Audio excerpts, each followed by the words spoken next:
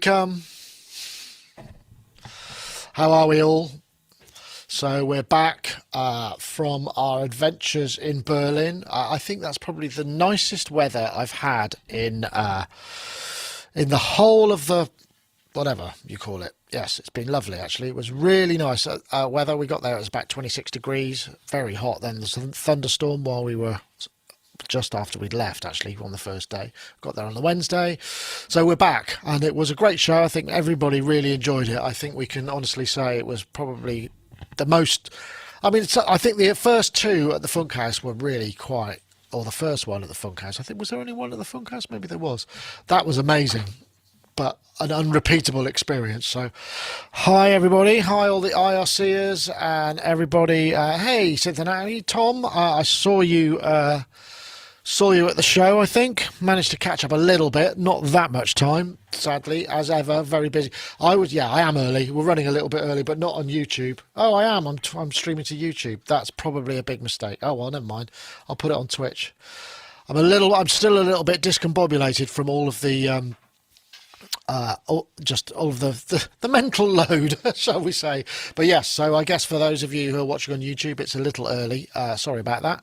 I'm not going to restart it because it messes things up. So you'll have to put up with a little bit of waffling.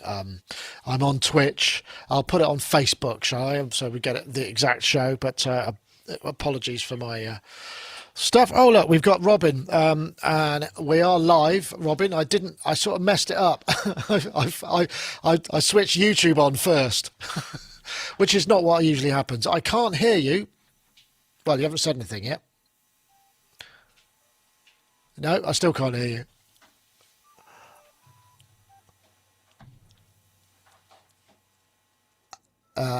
Where I think usually when you change the audio configuration, you have to reload.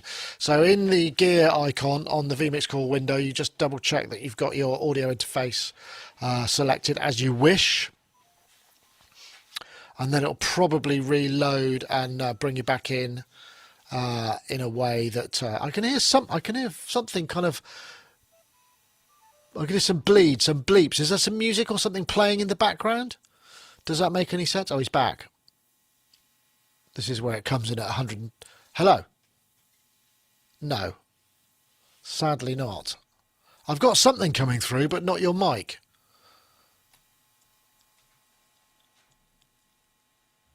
No, nothing yet.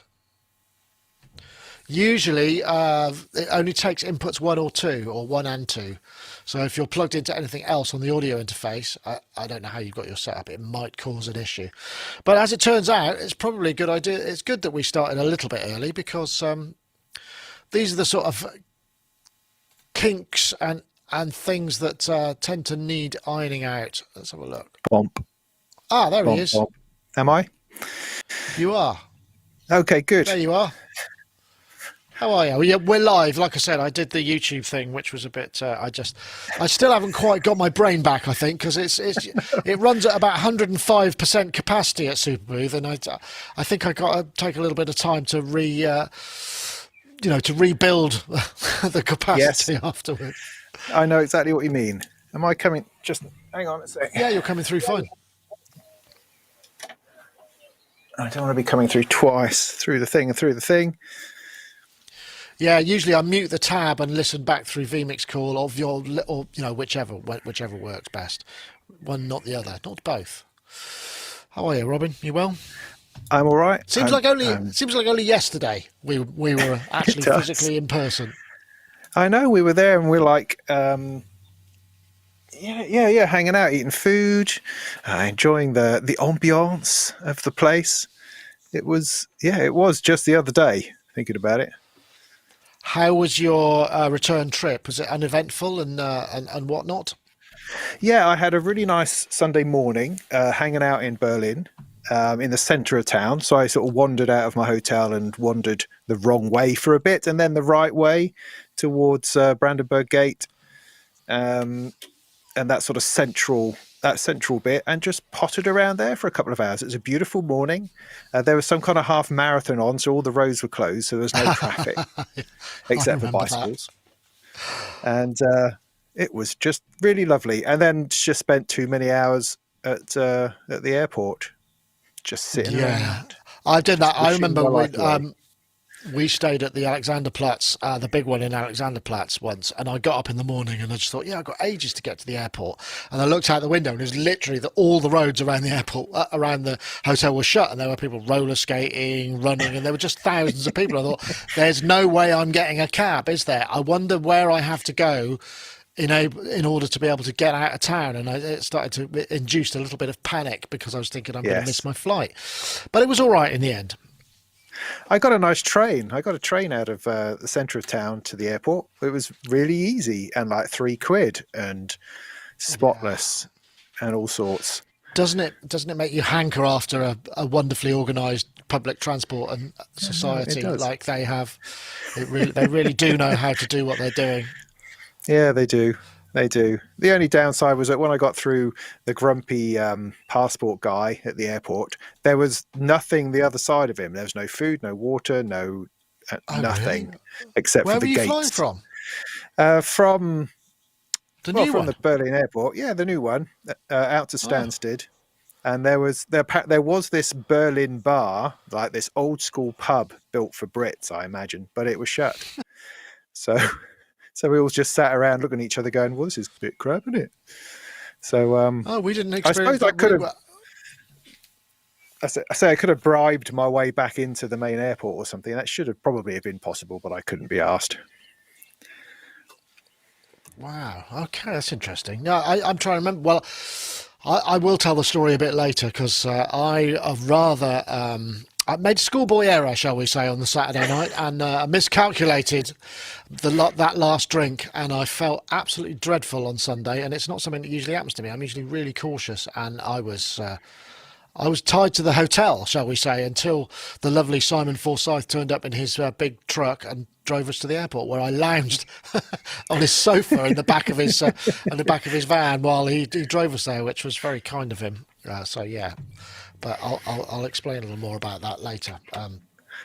Those Saturday nights, I though, don't. I can imagine they're a bit tricky because you've particularly. I mean, I was only there for a day, and I was pretty cream crackered by the evening, and I was just about to go when I was persuaded into staying for one beer, which was lovely. But gee whiz, I got to the hotel late and then was knackered in the morning, Yeah, and I can well, see there that is that. happening a lot. You've really when you're covering that or working at the show, you've really got to figure out your cut, because I always get really antsy, and it's like, no, we've got to go. It's like quarter to eight we go, because we'll be able to get to somewhere to eat by 8:30 if we do that. And it's like, oh no, I just want to talk to somebody. And it's like, no, if you do that, then everybody, it's all thrown out. So I get a bit authoritarian at that point, because I know what happens when you kind of dawdle. Then you miss your train, then you miss your restaurant, Yeah, and then you're not eating till 9:30 or 10, and then it's like, oh god. Yeah, you've really got to. I mean, it's physically demanding enough as it is without having to worry about eating, and then all that's left is, something really horrible at the nearest kebab shop or whatever. You really don't want to be doing that. That's for sure. no, you don't want to be doing that. Don't want to be doing that. I mean, the food on site was pretty good, but it wasn't main meal sort of food. It kind of felt like this will tide me over for an hour or two, maybe, Really, are as you a opposed heavy to protein guy? possibly. Did you not? Yeah. Did you not try the vegan gyros? They're really good. They are. There was a lot in there. I had some strange cabbage pancake, Yeah, Japanese, I think. I would agree. I would agree. That again, you definitely have to go. The Gyros is the only game in town when it comes to enough stuff. Ah, I would say that's my top tip. Of course, you could always go to the sausage vendor that was in the other bar where they sold meat. ah, There oh, was a I meat see. by the Yeah. beach stage. There was a meat place which was sort of, Oh, it was that's right. sent off by the stage, and you could, so that it wouldn't offend anybody who was perhaps vegetarian or vegan. Maybe I didn't have one. Does that, yeah, there is a vegan vibe. Is that a Yeah. traditional thing? Is that yeah? Oh, it is. Yeah, Fair the enough.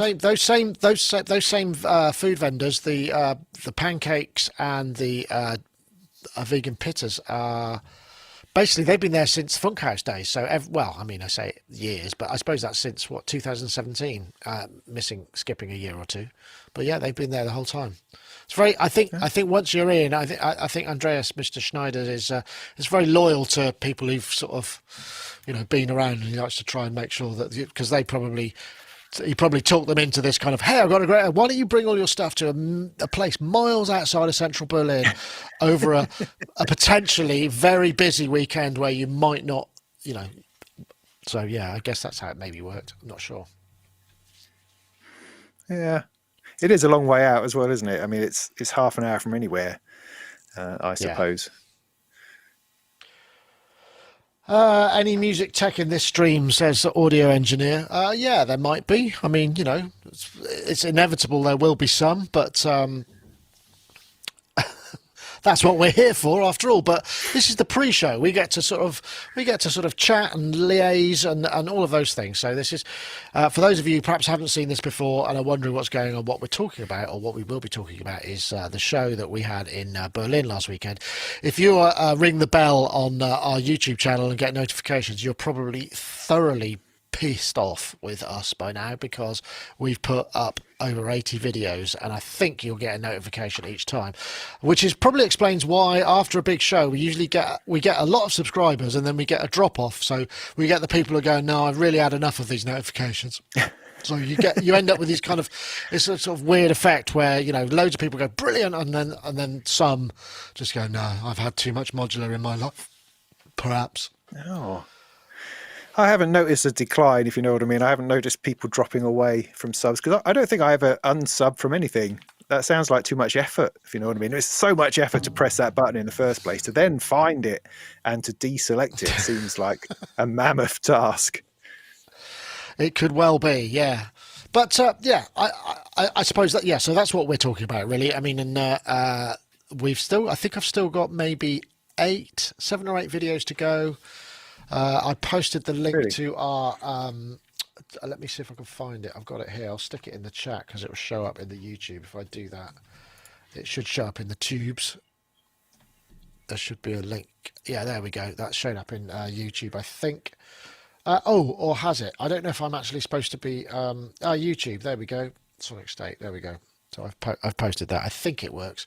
So yeah, that's where they're all sitting. There was we had a bit of wonkiness in the system. Some of the URLs have got our internal working titles, which is sort of YouTube ID equals blah blah blah blah blah blah at news.com. So some of the URLs are a bit shonky, but generally it all worked for us. The tech, it was pretty good, and we did change an awful lot of things all at the same time.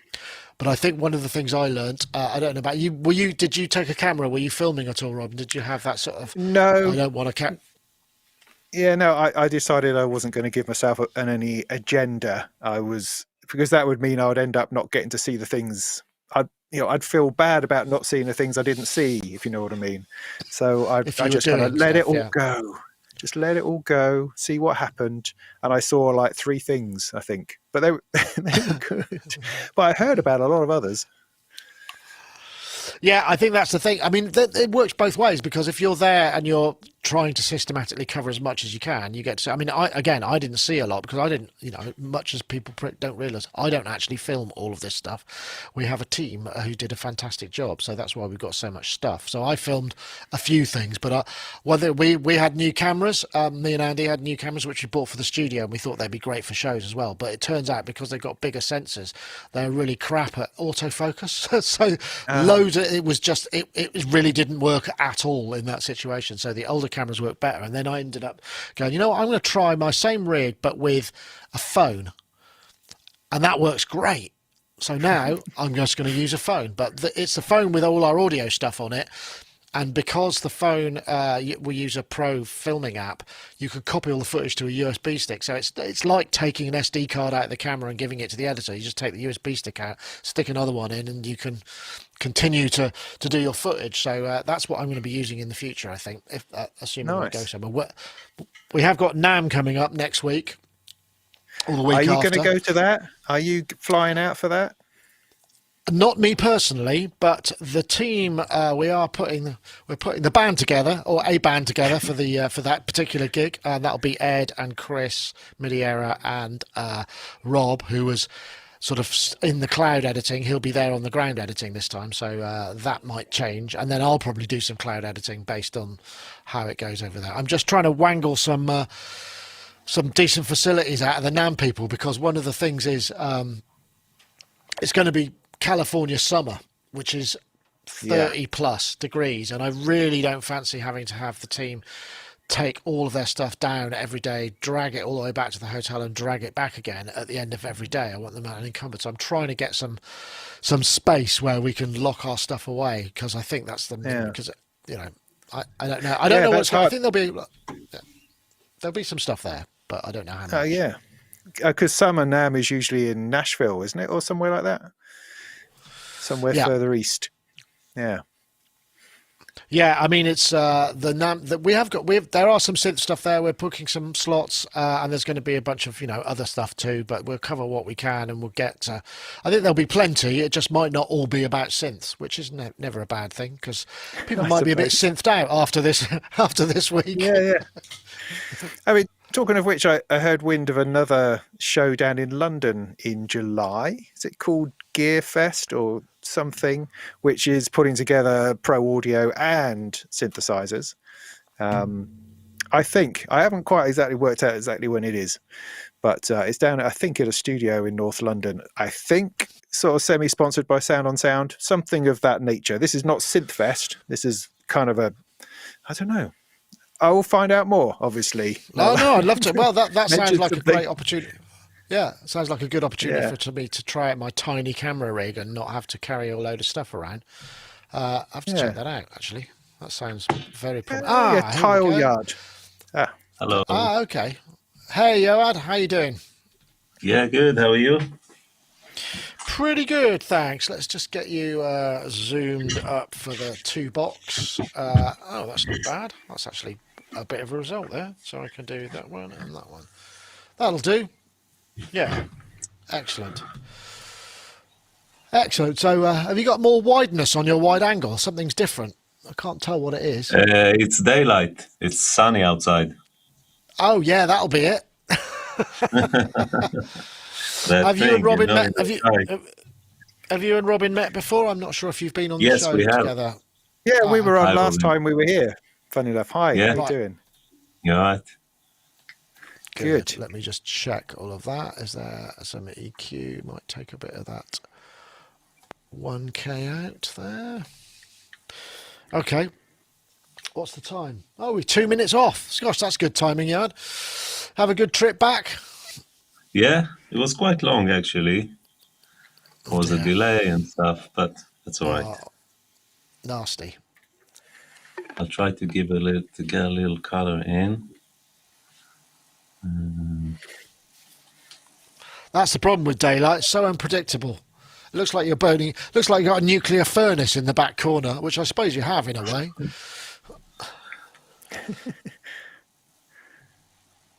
Okay, all right. I must work on my backdrop. Mine feels quite dull compared to your two. Yours is looking very. It looks like a TV set. What can I say? Who, me? And then chaos looks like what it is. Yeah, but it's quite it's all out of focus, and it's got a thing going. I can see you've got some daylight dappling across the at the back of the pine there. Okay, right. Okay, I think we're ready. I'm going to hit the go button, and then we can let me see, where are we? 1:59. What the hell? I'm going to go early. I've already gone early anyway, so I don't suppose it really matters all that much. We're on YouTube, so okay. Here we go. Stand by.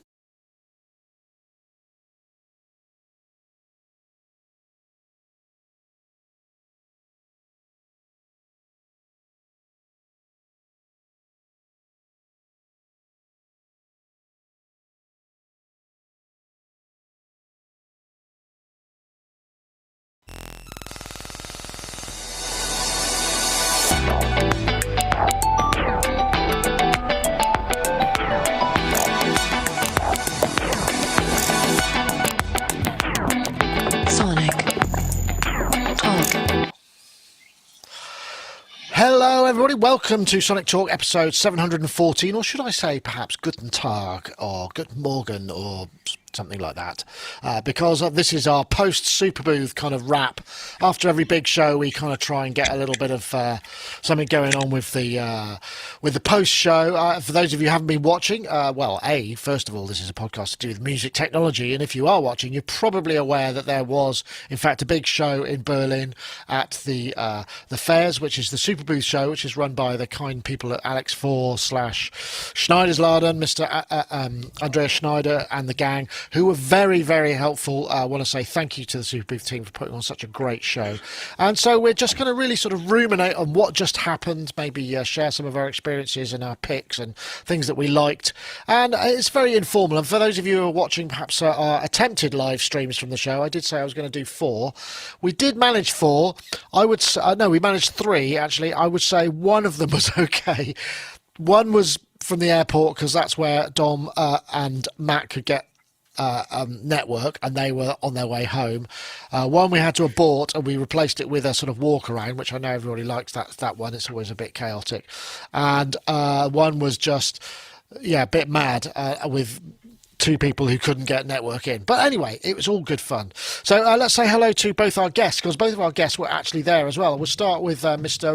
Robin Vincent from Molten Modular, who is Hello. a YouTuber of much note and kind of modular focused stuff, as you can see from his background. How are you, Robin? I'm good, thank you. Enjoying the continuing sunshine that we've had from the weekend onwards. I think it's been lovely.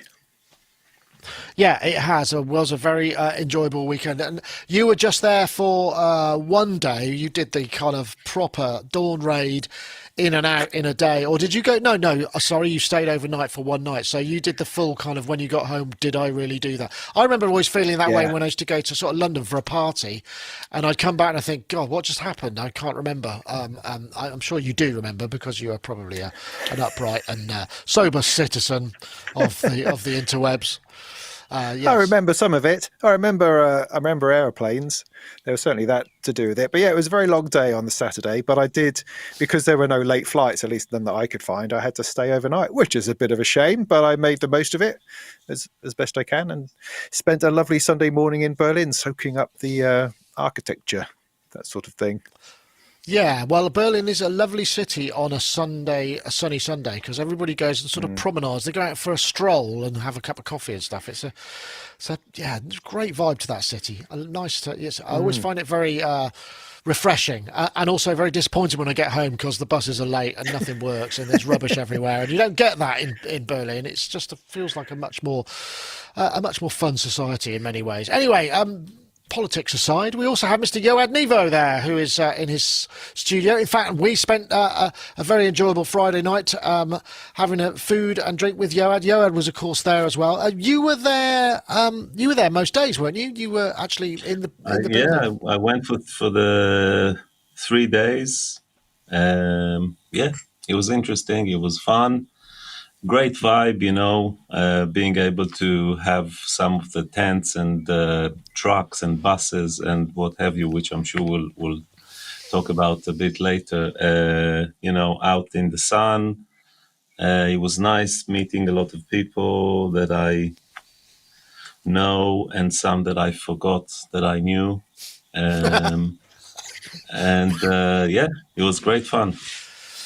So I have to ask you, did you get any Sonic Talk moments where people recognise you from the show?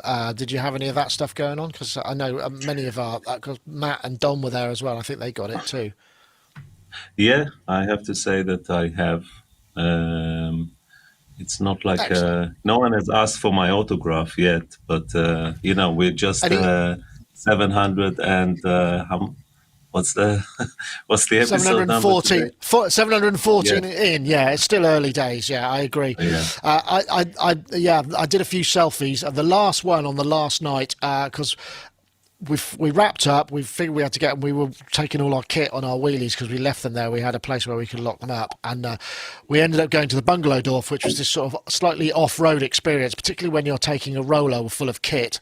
I was worried that the bearings were going to get sanded up, but we ended up at Bungalow Dorf, where I saw a really banging set from Mark Verbos, who was doing this sort of just brilliant techno set, and that's where we ended up, and that was my last recollection of the the evening. Then we came back and went back to the hotel, and I was a little ill-advised with my final drink of the night. I miscalculated and spent the whole of Sunday just feeling pretty grotty, actually, which is a terrible schoolboy error, and I feel very ashamed of myself. I haven't done that for a long time, but I suppose it happens once in a while, but it was good fun. So, yeah, I don't know. I mean, it was your first time, Yoad, so was it what you expected, I suppose, is a question that's worth asking. I think it was pretty much what I expected, yeah. A lot of people kind of tweaking and fiddling with knobs and patch wires and showing kind of half-baked products, maybe if you want to call it that, or ideas. And then there was the big boys, Oberheim, obviously. I'm sure we'll talk about his new synth. Yeah, it was pretty much what I expected. I mean, like I said, it was much better having it kind of spread out and some of it outdoor, and so it was really nice. It didn't feel, especially sonically, in NAMM and those massive places, it's like one big, sort of pile of sound from the moment you step in to when you leave after like 20 minutes for me, because I can't stand it. And this was much more civilized and, I agree. I totally agree. And I think it was great. I mean, I suppose the only downside to that is you just can't always guarantee the weather. I think they were very fortunate. I mean, there was rain, but it happened sort of outside show hours, which was great. And I mean, I'd be terrified if I was putting on a show and it relied on the fact that it was going to not rain for 3 days, because we were there in September and we had to get out to Bungalowdorf, which is a good 5 or 10 minute walk from the main building, in the tipping rain, and we had to get umbrellas, and it was quite sketchy. I mean, it's very sandy there, so it's not like it gets muddy, but it wouldn't have been much fun being in a dripping tent with your prototype electronics about the place, I guess. Yeah, I mean, it had a very festival vibe, that without a doubt. I mean, it was quite a contrast from that. I mean, the last time I went was the one before the pandemic, and when it was all packed into inside, and I think there's kind of pros and cons to it, because when it was inside, you seem to have more room around things, so you could see. Whereas in the tents, you tend to be, as soon as you were one deep, you couldn't really get behind anyone who was looking at something, so you couldn't view from a distance very easily. There was a bit of tightness, particularly if you're tall and you hit your head on the canvas. So there were, there were. I mean, talking to some of the exhibitors, there was a bit of a split as to whether they liked it or not. It does get a little bit.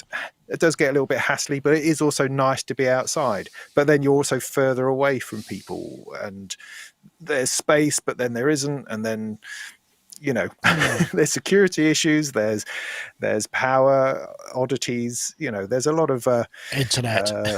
Yes. There's a lot of challenges, I think, in putting it outside like that, along with some really nice, relaxed vibes to it all, which I think were very welcome.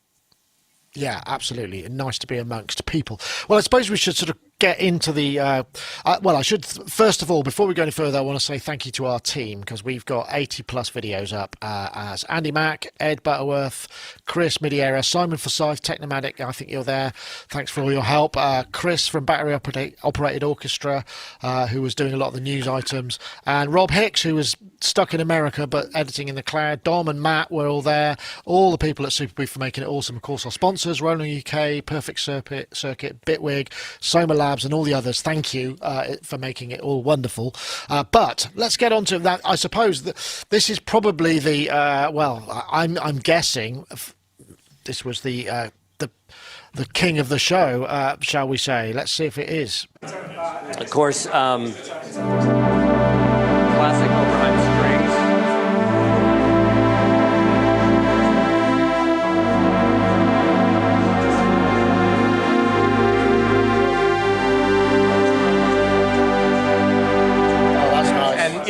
And And now you can do things you could never do before. If you wanted to put a filter It's, on of course, the aftertouch, you know, OBX8, which is my untested show camera was showing none its of the OBs had terribly velocity disappointing or autofocus. aftertouch. So now We had a chat with Marcus Ryle, who is a fascinating chap. I did not know this about Marcus Ryle. Not only did he invent ADAT, and not only did he work extensively on the Matrix 12, he also was a really big session keyboard player in the 80s and played on some really big records. And because he was technically astute as well, he would get hired and went in and worked on there's loads of stuff.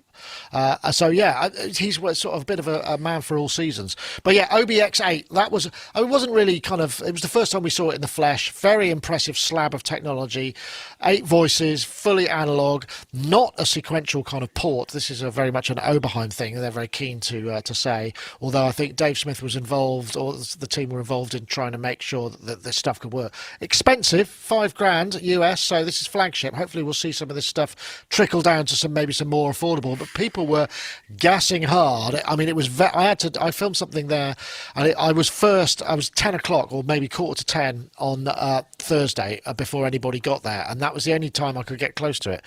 First of all, Robin, I mean, it's a monster. It's interesting. I mean, this is probably our top video for the whole thing, and yet most unlikely to be bought by most of the people who watched it.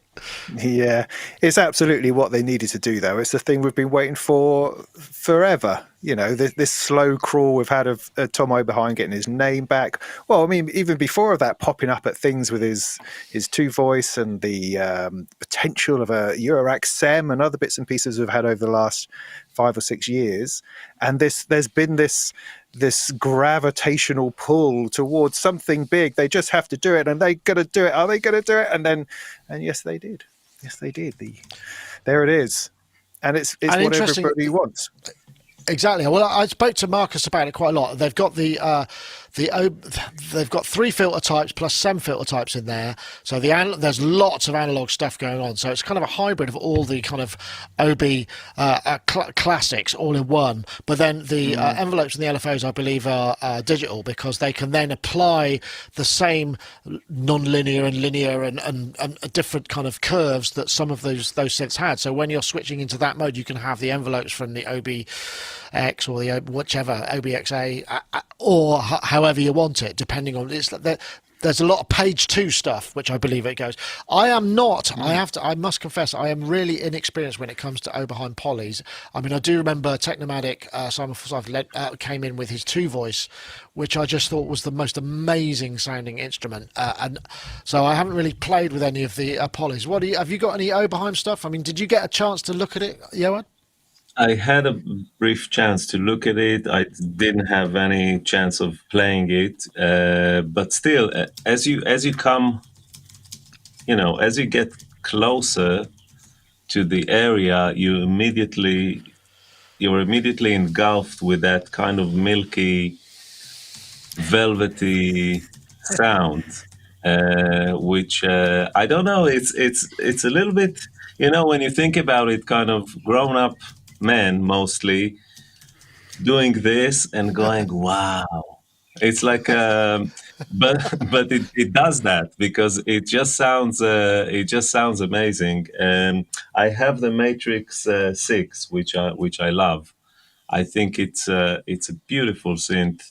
I'm not sure whether the new one has all the Matrix capabilities of the Matrix 6, but it sounds to me like it doesn't need much in terms of kind of bells and whistles, because the sound, the basic sound, is so good and so lush.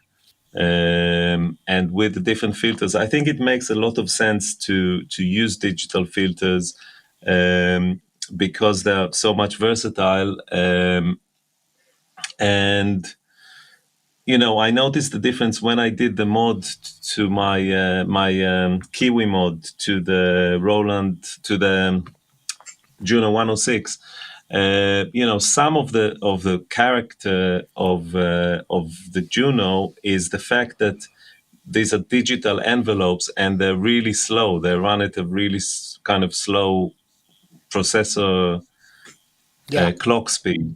and so you can never get like an instant or fast attack. That's some of the kind of magic of the Juno, because you want to have a base, and it has to be big, because it's not really punchy, so it's just kind of the weight and the oomph of it rather than the plucky attack. And with the Kiwi mode, you get new envelopes which are running at the same clock as the new processor. And they're a lot punchier, and so we know that envelopes play a very significant role in the sound of a synthesizer, even the sound of filters, how they respond and how they kind of react over time or behave over time. So I think it's a great, but again, I didn't have a chance to really properly have a play. And even if I did, it's so hard to hear anything in those environments, because you have 10 other things playing in the background and stuff. But yeah, I mean, it's quite pricey. Let's be honest. Yeah, it feels to me like it's priced for. It's like collectors, people, because I mean, you're not going to take that on the road, are you? I mean, it takes a certain amount of time to warm up. It's heavy. It's got the disadvantages of the original, which were that to make that much discrete electronics is a big, heavy, sensitive thing. It's more of it's a kind of studio piece, I would guess, and it's really more for me. I think it's more about, look, here it is. This, if you want this, you can have this, and it's all yours. But you've got to imagine there's going to be more stuff coming down the line that's a bit more. I mean, I don't know. With you, Robin, I'm thinking I would love some more SEMs, because those things just sound fantastic. I mean, I'm not against this, but there's no way I'm going to buy a $5,000 synth. I mean, it's just not going to happen. No, probably not. But it ticks all the boxes that it will stop people asking. I mean, that's the first question. So they can just go, right, here you are, the synth that you wanted, everything in it that you wanted, all hitting all the right buttons. It's ticking all the boxes. Off you go. $5,000. There you go. Well done. And now they can get on with doing something more, I don't know, more spicy, more interesting. And it is interesting. I think Sequential and Oberheim doing these sorts of things, and then you sort of look to the side and you see the Juno X from Roland, and you go, why don't you just give us what we want? You could charge $8,000 for a massive Jupiter something that's analog and has everything in it that everybody wants, and it will shut everybody up, and we could all just move on with our lives and get into more interesting synthesizers. I know what you're saying, but I think what the thing is, because Roland have moved so far away from doing that, they don't have the manufacturing capability. It would cost them so much to swerve and to move an engineering team and to do that in terms of turning the super tanker, as we always say with some of these larger companies, that it doesn't make any sense. Whereas Dave Smith, Tom Oberheim, they're already in that world. They know how to make this stuff. They make it. They're already there. So it's just a question of to scale. I mean, as Technomatic said in the chat room, basically they're going to make more than they can. They're going to sell more than they can make. So they probably only ever thought they would sell maybe 2,000 of them, and that's still $1 million. So that'll do. It's just a question of whether or not they can build, but that's not the point. I think it's the statement of it, isn't it? And it comes at a time when, because you noticed Behringer dropped their Ubi XA to one of the Andertons music, I think it was, at the during the same thing to try and I don't think it really stole the thunder, because it was hard to tell over that demo whether or not it was sounded great or whatever. But I don't know. I mean, that's the thing. I'm with you, Johan. I was only hearing those kind of classic Obi brasses with the beautiful spread pads, not anything kind of really like Japan-like, which I know that Japan use it a lot with sort of interesting cross-mod and audio rate stuff and just sort of some really more interesting sounds. They went for kind of Tom Sawyer, a big fat brass sound, and, Geneva. It comes with all the, Marcus Ryle has all the original tape banks on cassette, so they've reloaded made an interpreter, loaded the back in, and you can load all the original things, so it's very collectible in that sense, I suppose. So Fair play, but I mean, obviously it's not for everybody, but I think everybody might want to aspire to something like that. That's the way it is, isn't it? Okay, I think I'm just going to drop a little message in from our friends over at Isotope now, because we've got a lot to get through, and I'll forget otherwise, because I'm still fairly brainless after my my time at the show. Isotope Producers Club is a one-of-a-kind membership for producers ready to take their tracks to the next level. Once you join, you'll gain access to powerhouse Isotope plugins and a curated selection of tools from our partners, such as Melodyne from Celemony. Plus, as long as you're a member, you'll get every future update to the Isotope plugins in your membership for no extra cost. We'll also regularly serve you new curated content like exclusive inspiration-sparking sample packs and preset packs, and industry-leading training ranging from our own tutorials to vocal production lessons from the world-renowned Berklee Online, taught by Grammy-winning producer and engineer Prince Charles Alexander. With new content being added every month full of valuable production techniques, tips and tricks, and solutions to common production problems, becoming a member is an investment in your career that grows as you and your career do. For more information on Isotope Producers Club, head to isotope.com. And we thank Isotope for their continued sponsorship of the show. And of course, if you head over to isotope.com / I thought I had a, no, maybe I don't have it over. And you can use the code Sonic10 to claim 10% off any purchases there. And we thank them very much for their support. Okay, right. What's next? I know, Yoad, I'm going to come to, because you were really interested. There was something that you pointed out to us. I'm just trying to find it. So we did the market. Yeah, I suppose we should mention. Yeah, there was the Teenage Engineering OP1 Field, which is pretty monster.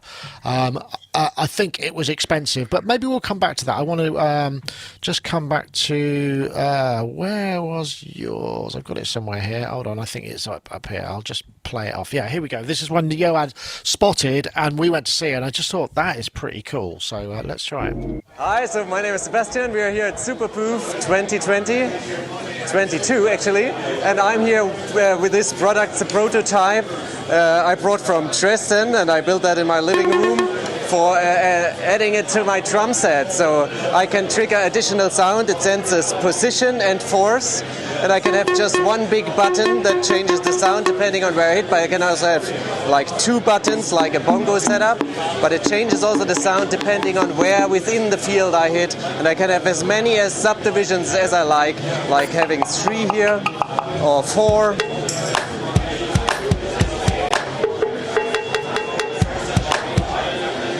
Or even more, you see there's infinite possibilities. Can detect also multiple hits at the same time. This was actually, I thought this was actually quite genius, really, when I saw it, because I only saw it after it was edited. Really simple. It's got no name. There's no information about it anyway. I hope he's getting a website up soon, because I think he'll sell a lot of these, because it's just such a cool idea. That LED strip, I don't know if it came across on the camera, but when you change the amount of zones, there are just little markers with the LEDs, and then where you hit within the zone can change the sound, because I think it sends additional controller information. I'm not entirely sure yet. Yeah, maybe you know, because you came in and you were saying this is really cool and something that you would want, right? I was happy to buy it there and then.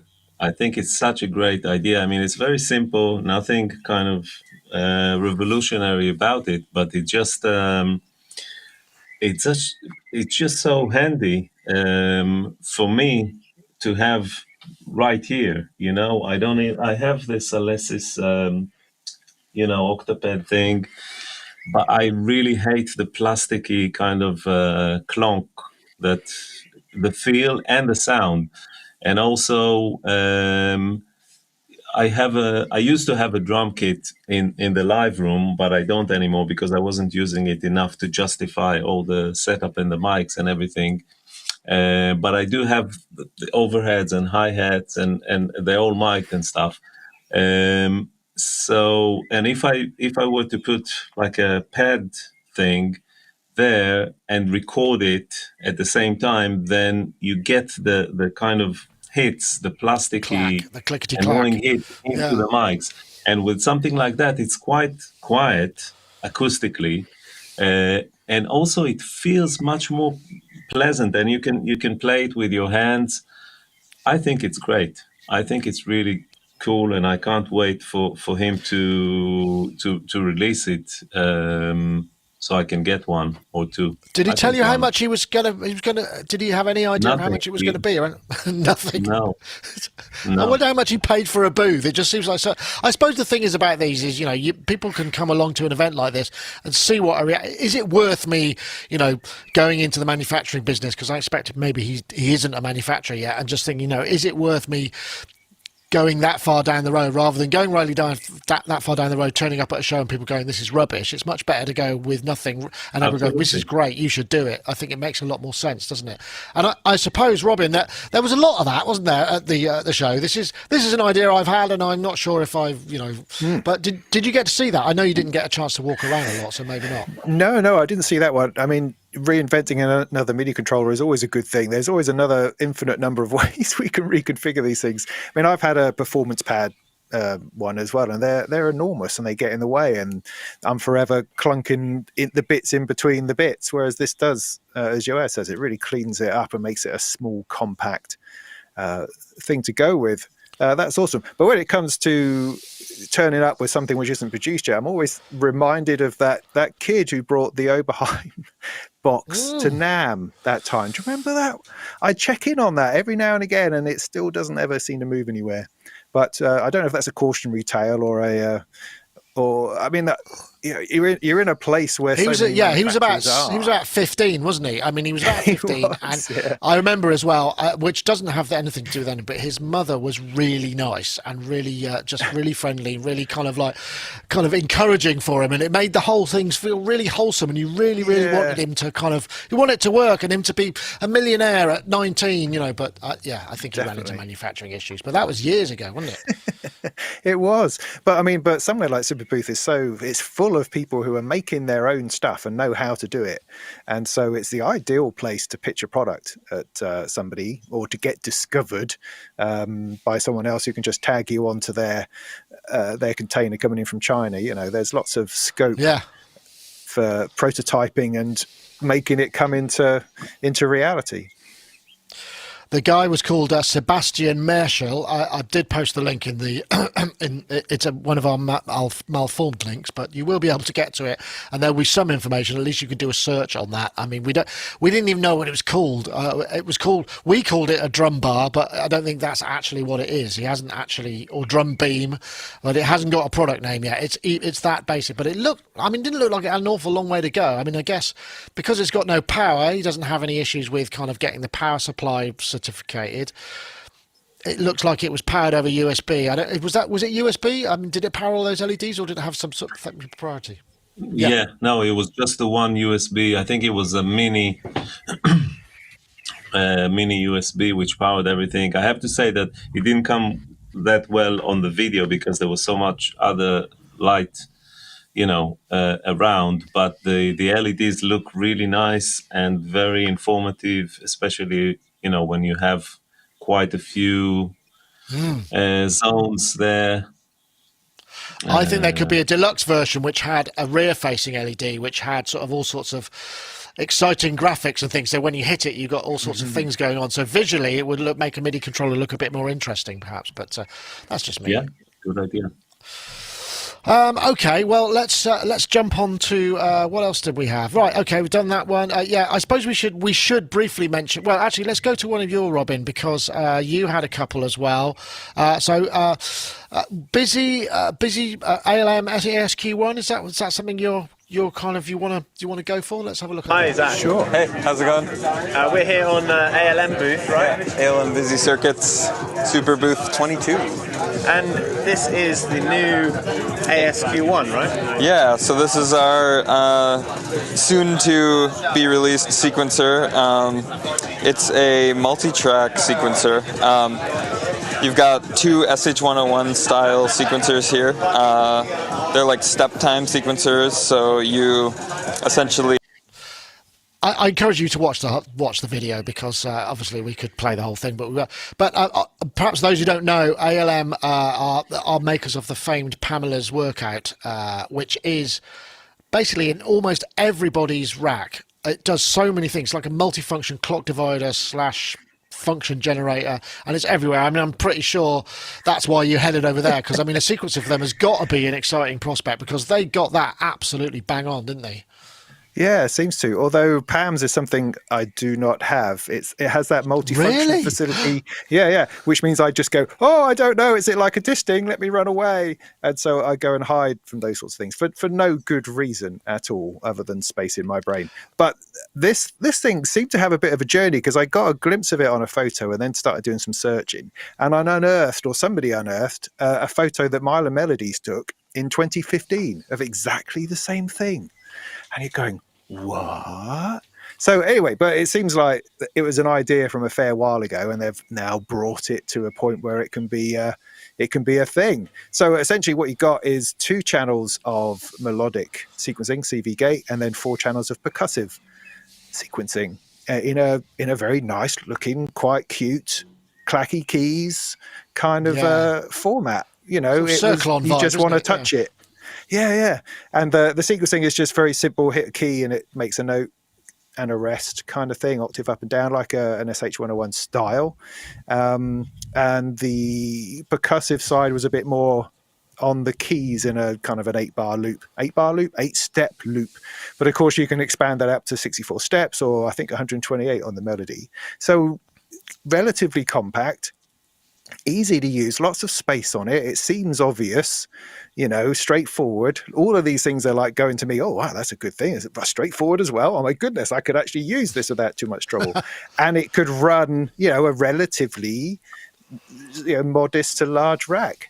Two melodies, 4 percussive. That's a techno track. Well, if you combine it with Pamela's new workout as well, then you could actually subdivide and bend the clocks and do other things as well. But I take your point. I mean, I'm really not about step sequencers, and I find them incredibly frustrating in that format, unless you've got a large. I know, I don't know if this was something that caught your attention, but ALM. The Pamela's new workout is a really useful, because you can program it up with functions. That's why it's used for live or presets for dividing clocks and all kinds of stuff. I mean, I used to work with the Yamaha QX or QS 7 back in the day, and that was great. It had 16 tracks, and you could move them around, and that's pretty much it. You couldn't edit it or anything like that. But I like the kind of step sequencing method of creating sequences. I mean, it's not for me, but I can see why people get excited about that. There was also I think there was an M8. I forget who made it. It's like almost a little tiny tracker thing, which was very hot property as well. I mean, it's interesting. There were sort of 2 ends of the spectrum. I mean, we've been looking at all of the stats and stuff. I mean, we've done. I think I wrote this down actually. Let me see if I can find my stats. There was we've done more than 80 videos, and just on the viewing, there's more than 3.3 man years of viewing time gone into those videos so far. So by the end of by the time we get to the next show, it could be decades, who knows. But interestingly, the more popular things were things like, because we had the Akai MPC exclusive on the 2.11 update, which isn't a massive update, but people are really keen on it. The OBX was a really huge video. There's a lot of things which come as when they're complete, it's like people are more interested. The modular stuff sort of builds up, but there's so much of it. It's an interesting one. I'm just trying to think what else we've got. We've got that. I guess we should. I mean, the other thing that was interesting was there were still really, what are considered expensive, and there's this sort of 2 sides of the market, aren't there? There's the sort of Behringer knock them out and let everybody have them, and then there's the sort of Rhodes Mark 8, which was fascinating. I think I should play that just because this is like a $7,000 instrument, but I saw it in person. And it's lovely.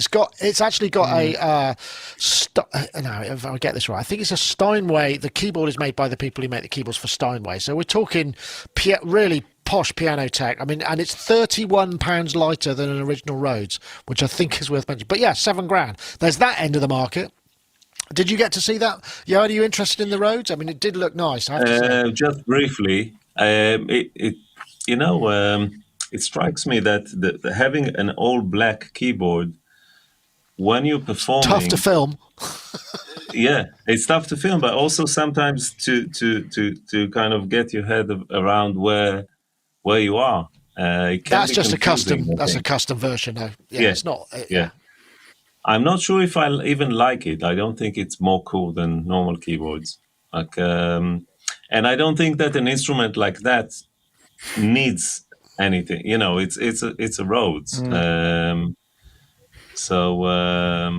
Yeah, I have Yeah, no, fair my enough. Rhodes. That's my main keyboard here is the MK80, which is made by Rhodes and released by Roland back in '84, I think, when Roland purchased Rhodes or something like that. They made this. The synth engine is like FM kind of shitty EP, Yeah, 80s but the piano action's for not. I bet the operator. action's nice, right? But the whole thing is massive, and it's a really really nice keyboard. But by the way, does it have any MIDI out or anything like that? No, Can I you did. use I it? did ask whether that because I thought it would be a really perfect opportunity if they put MIDI out on it. It could actually be very useful because people would buy it to have as a master keyboard and then use it, as a lovely piano, and then maybe use Yeah. it to as the center. But no, and they weren't. I think that from what Jamie Bullock said, who was in the video there, it sounded like they were working on the possibility, but it wasn't top of their list. I mean, obviously they're trying to get the thing launched and get it out into the channels. I mean, you can order it now. I don't know if it's exactly, if it's just there yet, but it's going to be out and about pretty damn soon. And I'm sure they'll sell loads because part of the problem is lots of people want to use a Rhodes, but they just do not want to have the hassle of having to service it every 3 days or whatever when it's being toured. And this thing has been built to be to be taught, to be moved like the original piano was. It's lighter. They've done a whole bunch of work to kind of just make it more robust, and it's a engineering piece of niceness, that's for sure. So yeah, I would say, I know. Did you get to see it? I mean, the room was a bit I like did. Twin Peaks.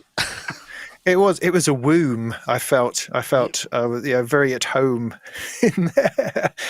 It was gorgeous. I mean, I didn't get a chance to play with it or anything, but I did have a look, and it was a really nice room with a nice place, and the possibility of winning one of the things was quite enticing, I have to say. Really? Yeah. Did you not put yourself down for that? Oh no, we never Damn. tell them anything. I blew it. Well, if you win it, I'll come and play yours.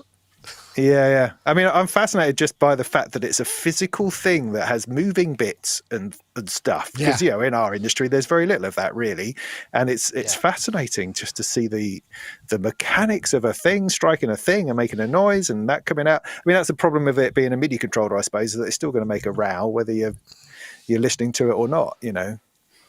Yeah, well, that's true. Well, you could turn it off, but it does make a noise, and you just get the overtones. That's true. But yeah, nice thing. Anyway, I'm just going to interject here with a message from our friends over at Baby Audio. I just need to cue that up because they're supporting us as well. Yep. Okay, Baby Audio makes creative effects plugins designed to add colour and depth to your mixes. They won Plugin of the Year 2021, Future Music and P Music Magazine, nominated for the SOS Awards 2 years in a row. You might want to check out Crystalline, actually, which we covered on the show. Algorithmic reverb plugin inspired by classic 20th century studio reverbs, but offering a higher fidelity thanks to 21st century computing power. It's a reverb plugin with a variety of creative features, such as the ability to tempo sync, pre-delay and reverb decay times. In fact, you can get 15% off any of their stuff when checking out with the code ST15. So if you want to try some of the stuff and save 15%, try the code ST15 and check out. And we thank them very much for their... I think that's the button I need to play. Yeah, that's the button. That's what you need to know. Thank you very much, folks. Right. So someone just pointed out that if you had 20 grand in your pocket, you could come away with 3 things. You could come away with an OBX8, a Rhodes, and a Teenage Engineering What's It. Yeah, well, that was. I grand. suppose we should go to that, shouldn't we? Really, I've got the. So yeah, here we go. This is we actually got world exclusive. Gaz got the world exclusive. They've sat in their special Here van. at Superbooth 2022, and we have the most amazing world exclusive. Yes, ladies and gentlemen, true world exclusive. Here it is from Teenage Engineering. It's the OP1 Field. Now this is Yes, very controversial, massively I mean, because they've been making this for more than 10 years, and one thing that massively expensive, as we know, it's all gone up, everything's expensive. It's about £2,000, which is a lot of money for a thing that size, but I suppose you could buy lots of things that are smaller than that cost more. One of the things that came across, because I went by and had a look, I wanted to see the mixer as well, which the mixer has, in fact, they've proven in firmware that you can plug a USB drive into it and record direct to the USB. They can make that happen. So that makes it a bit more interesting. But one thing they did say, and I suppose I just tried to qualify, I want to stick up for them because they're such nice people, but I know they get a lot of flack. When they made this thing, the stuff that they put in it, it was off the shelf components, a lot of it. Now, pretty much across their range, they're making everything inside it themselves. They're making their own LCD, they're making their own pots, which means they're designing the bearings in the rotary encoder. It's like that level of design, which, yes, it's well over the top, but it's probably a smart thing to do in the long run. Although it doesn't make anything cheap, but it is expensive. I suppose I'm just trying to make some justification as to why it's expensive. Whether or not it was a good idea to make it that expensive, I suppose, is another matter. Yes. Did you get to see it? I mean, it is a beautiful thing, but It is. at £2,000, it should be. Yeah, I mean, they do make beautiful things. I don't think there's any doubt. And some things are just expensive. Bits of premium gear are pricey because of the engineering, the thought that's gone into it. Whatever you like, you can find a price point for it. I mean, I remember the first time I had a go with the original one and how different it was from seeing it very beautifully photographed on a web page, but to actually have it in person and that screen and the way things worked, it was very much a work of art. It felt like. This was a sort of device I've never played with before. And I imagine, although the colour scheme is a little bit muted, I feel, on the new one, I imagine it's going to be a similar experience where it's not just, it doesn't feel like any other piece of gear. It feels like something a little bit special. And that's all right. It's not for me. I wouldn't know really what to do with it. But I know plenty of people who absolutely can see this as a lifestyle that's going to take them forward. Yeah, there is that. I mean, and that's very much I think they're heading towards being the kind of Johnny Ives collective of going forward. I mean, they are obviously very skilled designers, whether or not their product, all of their products are great. I mean, that's a classic. I mean, I think the thing that makes the OP1 so good, if you just forget about the design, is whoever did the coding for that tiny, tiny little DSP that's in the original. I mean, they got so much out of it, and that is the genius of it for me. I mean, whoever's done that, and if they've built on that as well, I mean, I think it's just got more capability. One of the things that was kind of cool to see anyway, I mean, it's probably, I'd never use it. It's got a little FM transmitter, so you can play it to systems that can pick up the frequency. So they had all of those really expensive speakers just dotted around the place, and whoever was jamming on it was coming out in 8 sets of those speakers, and it was absolutely banging. It was quite an interesting, I mean, but again, very niche. I don't know what you think about that. Yeah, I mean, it is there is perhaps a form over function going on, but who knows. Yeah, which I can appreciate very much, and and like you said, the amount of work and talent that went into that thing is pretty amazing. But for me, it's way too fiddly, and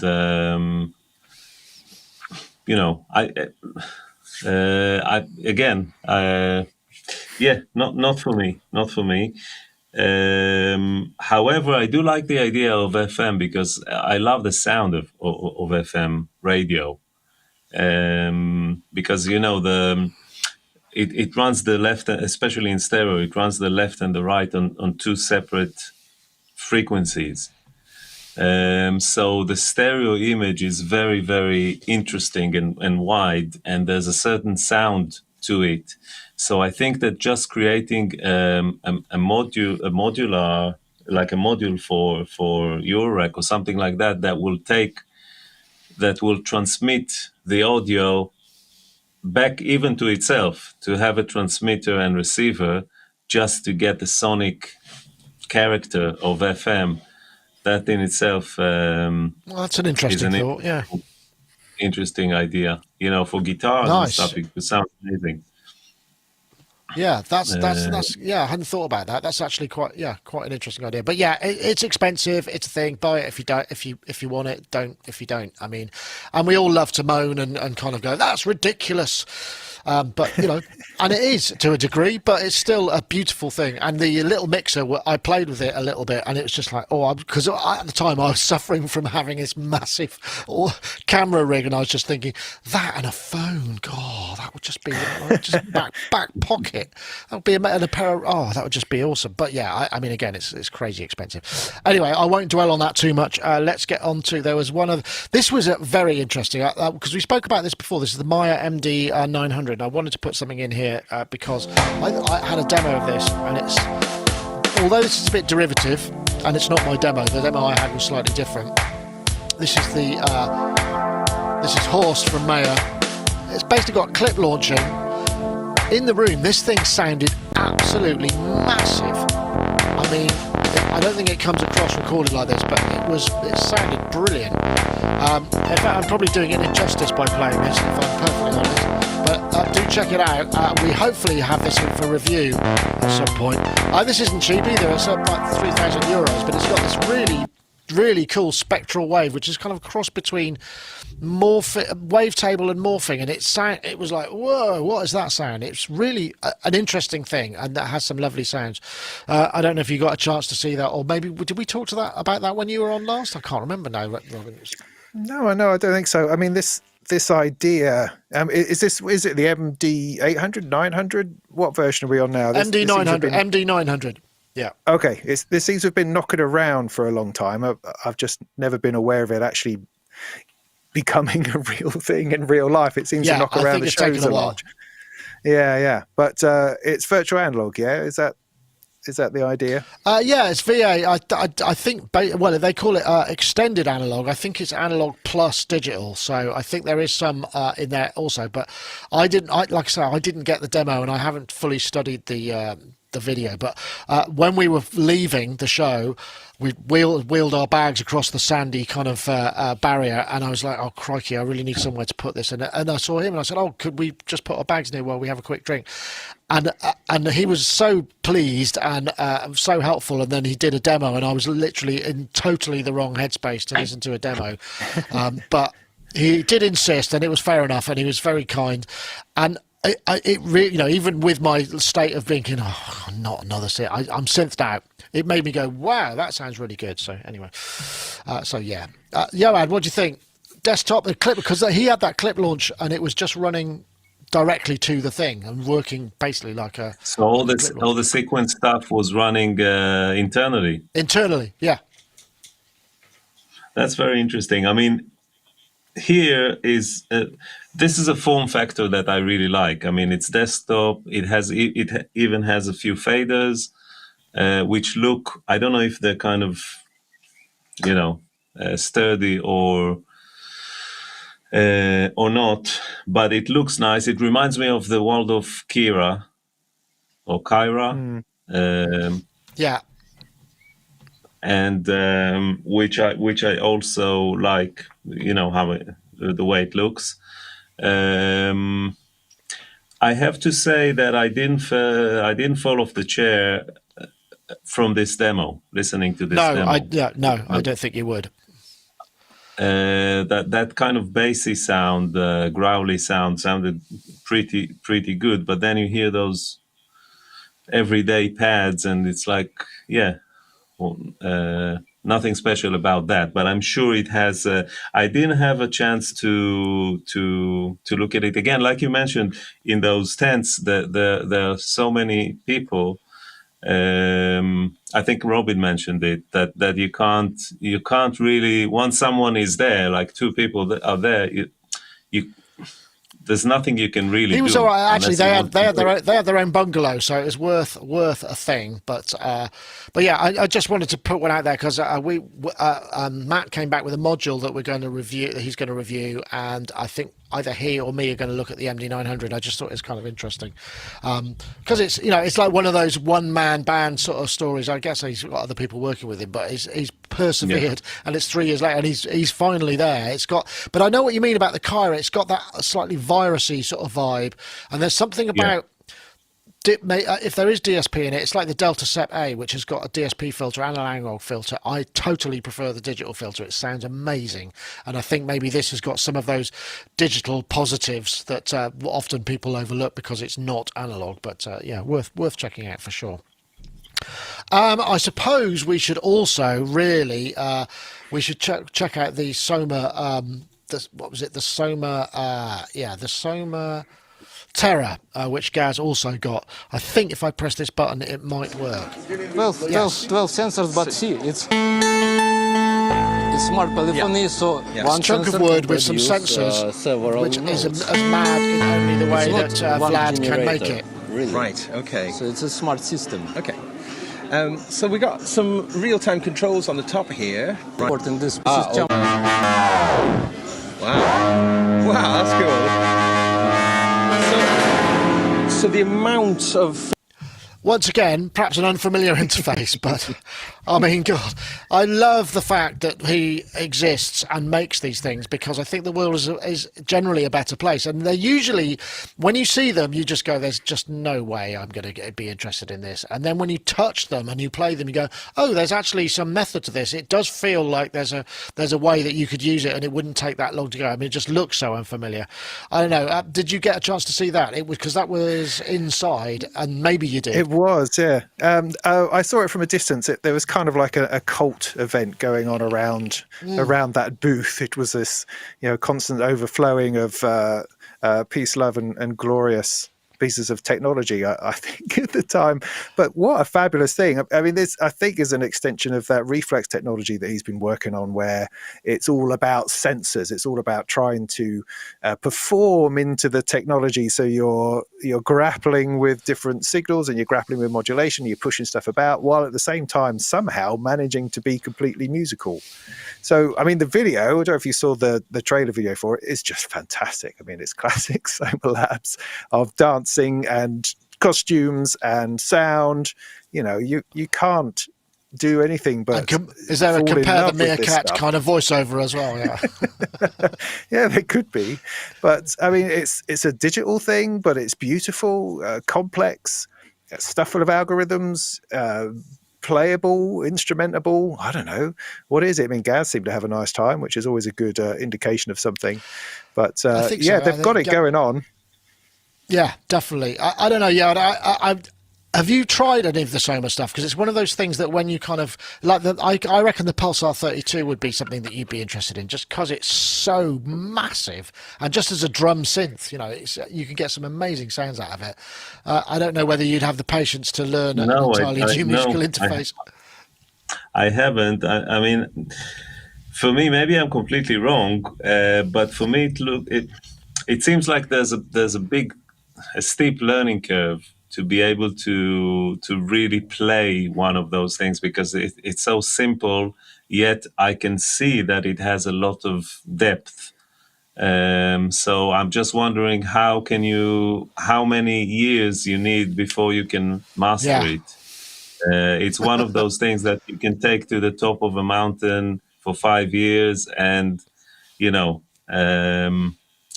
which is great. It's great. But, I think that for me, there's you need 5 years. Middle ground between OP1 from one hand to this, maybe, which are two kind of extreme opposites. One is a piece of wood with nothing in it, and the other is a piece of plastic with loads of stuff in it. I think that seems a little unfair, I would say.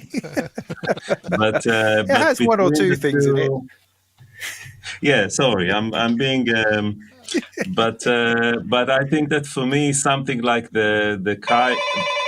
Oh, Amazon. Like the Amazon. Kyra, I'll just finish that and go and get it. Like the Kyra or the Hydrosynth, this is more my style. Fair enough. Interestingly, in the chat room, Technomatic's gone past now. I can't slow it down, but they said you can also very usefully chop garlic on it, which I thought was quite. So you've got that, a flip it over and multitude use it of as a chopping uses. board.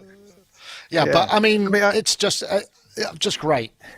Yeah, I mean, I think if you're looking at the MD900, which you just looked at, which is a whole load of stuff stuffed behind. I mean, obviously there's an interface, but also behind the screen, there's multi-layers of synthesis going on, and then you've got this piece of wood which just has these buttons that you can explore and which is going to result in stuff occurring, and they are different worlds completely, and it's obviously going to suit different situations and different environments better. But for me, the Terra is definitely more of an inspirational idea than a slab of plastic with a screen and a bunch of knobs. It's just Well, it kind of just like feeds all of into their a different part of you. Yeah, like all of their instruments, really. I mean, they're very other. I mean, I suppose the Pulsar 23 is probably the most conformist. The Lyra 8 was, I mean, we've got one here and I reviewed it and I loved it, but I wouldn't reach for it to be able to perform something I needed to repeat. And Yes. the same with the Pulsar to a degree. And I suppose in many ways, it's very geared around the moment and the kind of creative spark. And I think that's where perhaps it's more of our failing as an inability to allow that sort of thing into our lives if we have space for it. I mean, obviously, if you're working to a deadline for media, it's not going to be, unless you kind of master it and go, well, I can just record a load of this stuff and then I can incorporate it in. I'm not going to try and play it live to picture because that would just be weird. But those are the sort of things I suppose it would be useful for. Or recall I'd like that to be preset. I'd like to take on the John Williams role of scoring a piece of movie with an orchestra, but with this kind of stuff rather than like normal instruments. That would be a fun video. Yeah, it definitely could be. Robin, I'm just trying to think. There was another couple that I've got in the playlist. I've got Bastel and I've got Eventide. Any of those particularly that are more that you have more to say about? We could quickly get that one. Well, the Eventide is the oddest, I think. So that will cause some interesting conversations. Let's have a look. Let's have a look at the Eventide. So, hi, Tyler. Hey. We're here at the Eventide booth, and you're going to show us your new Eurorack module, right? That's correct, yeah. So this is Misha, and this is a interval-based instrument and sequencer. And so what interval-based means in this context is when you play a piano, every time you play that key on a piano, it's going to sound a specific note. The same note is always tied to the same key. But on... Okay, I'm going to stop there. I guess. Yeah, unfortunately, the demo is a little bit. It looks like a Noodlebox to me, or something similar. Yeah, it's just that unfortunately the demo was a little bit snoozy. It was kind of a bit plinky plonky and didn't, for me at least, really pull out perhaps what this thing could be about, because it seemed to couple together this idea of playing notes using this button system, which just that made the next note the next interval depending on what you press. If you press +2, you'd go up 2 notes, +4 up 4 notes, and so on and backwards. And so you can construct melodies that way, which was kind of interesting. And then you can then start sequencing that and start modulating that and do interesting things with it. But so there's something in there which is offering an interesting way of creating or generating melodies within a Eurorack space, and that I think is what's interesting. It just was not really coming out of the demos. The guy was doing his best, but it wasn't really. It was, I don't know. It was just very. It's interesting because I mean, Eventide are algorithmic effects processor. That's their thing. I wonder if they're kind of moving into more compositional algorithms and that sort of thing. Maybe that's what's going on. I don't know. Have you got any idea? Have you got a clue? Not really, but I like the idea of something that is kind of generative in terms of melodic riffs and things like that. And I think that it's any kind of new approach or new method is is welcome, because it's always about getting new ideas and I love getting new ideas from technology, rather than walking in the forest and looking at the birds and coming up with a chord sequence on a guitar. I like tweaking knobs and coming up with or it could be the screen, but something kind of that I like that human machine interaction on a creative level, because I think there's something cool about it. There's something very 80s about that, which evolved to what we're seeing today. So yeah, I like that concept. A few other honourable mentions. Obviously, the Polyend Play came out as well. We did cover that prior to the show. I think we saw that there was a sneak out. We did get a video of that, so there's definitely something on the site about it. If you want to check, it's hard for me. I can't retain the facts from all 80 videos and remember everything. This is very much a sort of random pick, as I'm sure it's the same for everybody else. One of the things that I remember, Dom came into the room and he just said, "I'm going now. I'm showed out," and I just thought, yeah, it gets like that. Imagine doing what this team has to do. I just want to again give a big props to the team, and particularly Chris, because he'd never done it before, and it's a mind-bendingly difficult thing to do for the first time. So yeah, but Robin, going back, it'd be nice to go back. So you reckon there's another show in July in London? So I think we might have to go in London. That. Yeah, I think it is called Gear Fest in July at some point. I think it's a Saturday, so just a day trip, which would be nice. And of course, there's Synth Fest in October, back up at Leeds again. So that's all good. We're heading into another season of interesting things. Season of shows, yeah, that'd be great. But yes, I'd just like to iterate. I mean, I know there'll probably be people out there who are shouting at the screen going, "Why didn't you talk about the insert name of?" And there's a reason, because for the very same reason that we couldn't actually necessarily film everything that was there, because there's just too much, and that's the way it goes. Anyway, yeah, you got lots to catch up with now. You took some time off, and now you're back, and probably got a massive to-do list, have you?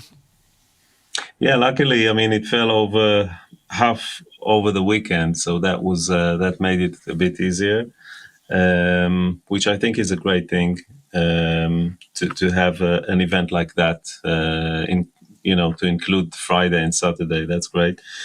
Yeah, I'm back. I forgot I went even so much as has happened since I got back, but yeah.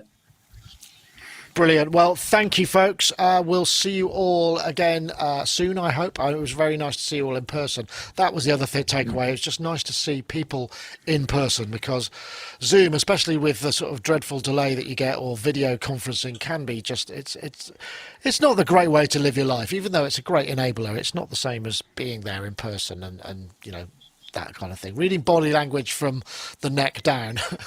It's always a plus. Yeah. So that's it for this time. Thank you, everybody. Don't forget, if you check out Sonic State YouTube channel, there's a whole bunch of things. And thanks very much to, I think somebody's just posted, oh, thank you, Wagyu. That's very kind of you with the super sticker. That looks like a hippo. Oh, it's a hippo clapping. Oh, thank you very much.